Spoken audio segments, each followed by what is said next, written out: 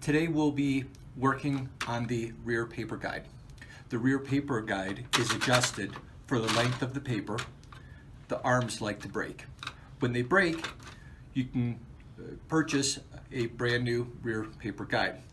The trick with getting it on and off is getting it over this part here and over the curb up at the top of the track.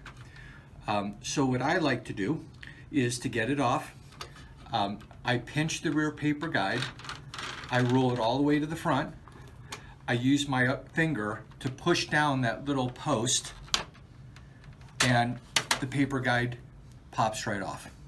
Easy as that. Now to install it, I lift up the silver tray with one hand and I go exactly in reverse. Still pinching, I put the edges into the track and I back it up. Voila.